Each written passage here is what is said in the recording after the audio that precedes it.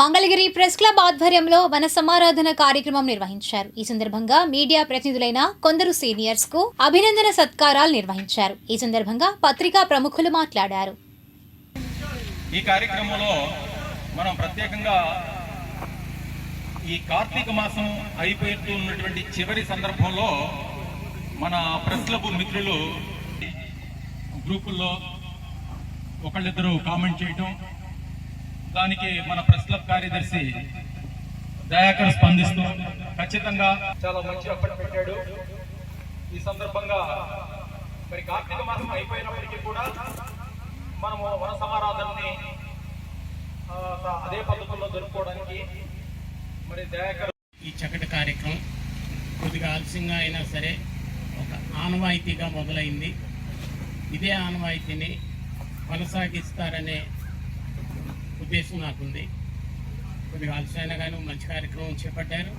మరి ఏ పని చేయాలని ఒక ప్రణాళిక, ఒక ప్లానింగ్ ఉండాలి. కాబట్టి వారం నుంచి అనేక మంది సభ్యులు కమిటీగా ఏర్పడి ఎవరెవరు ఏ పనులు చేయాలనేది ఒక ప్రణాళికబద్ధంగా చేసుకొని ఈ కార్యక్రమం విజయవంతం చేయడానికి కృషి చేసిన కమిటీ సభ్యులందరికీ కూడా నా అభినందనలు. అదే దయాకర్ గారికి, రమణాయుడు గారికి వీళ్ళ కృషి ఉంది, వీళ్ళ బ్యాక్గ్రౌండ్తోనే ఇదంతా జరిగింది. కాబట్టి వాళ్ళకు కూడా ప్రత్యేక ధన్యవాదాలు.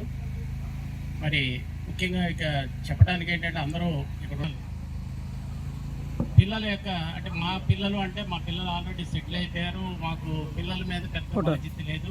మీరంతా కూడా యూత్ బాగా చదువుకున్నారు, పోస్ట్ గ్రాడ్యుయేషన్ చేశారు. మనం జర్నలిస్టుల కమ్యూనిటీ మనంతా ఒకే మాట మీద ఉండాలి. ఏ పత్రికలో ఉన్న పని చేయలేదు. మేము చేసేటప్పుడు అలాగే ఉండేది, ఇప్పుడు మారిపోయింది. అంటే పత్రికల్లో కూడా ఆ రకమైన మార్పులు వచ్చింది. నేను ఇప్పుడు ఆంధ్ర భూమిలో పనిచేశాను, అది కాంగ్రెస్ పత్రిక. ఆంధ్రజ్యోతిలో పనిచేశాను, అది టీడీపీ. అట్లాగే నేను ఇండియన్ ఎక్స్ప్రెస్ చేశాను, అది న్యూట్రల్గా ఉంటుంది. అట్లా వివిధ రకాల పత్రికల్లో మనం చేస్తాము. నేను ఈ పార్టీలకి దేనికి సంబంధించిన కాదు, నేను కమ్యూనిస్ట్ని. అట్లా ఎవడ అభిప్రాయం వాడుకుంటుంది మనకి వ్యక్తిగతంగా.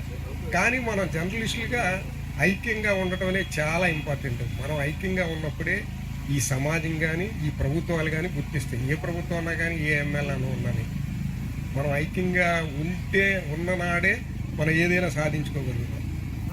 కొన్ని ప్రాంతాల్లో ఎమ్మెల్యేలు ఇప్పుడు మన స్కూల్ మస్ట్కి పట్టం తెలియదు. మనం ఏ పార్టీ అన్నా కానీ ఏది ఇదన్నా కానీ ఏ మతం అన్నా కానీ ఏ కులం అన్నా కానీ మనం అన్ని రకాల వార్తలు రాయాల్సింది. నాకు క్రికెట్ అంటే ఇప్పుడు కూడా ఇష్టం ఉండదు, అసలు నేను చూడను. ఈరోజు జర్నలిస్టుల పరిస్థితి చాలా దారుణంగా ఉంది.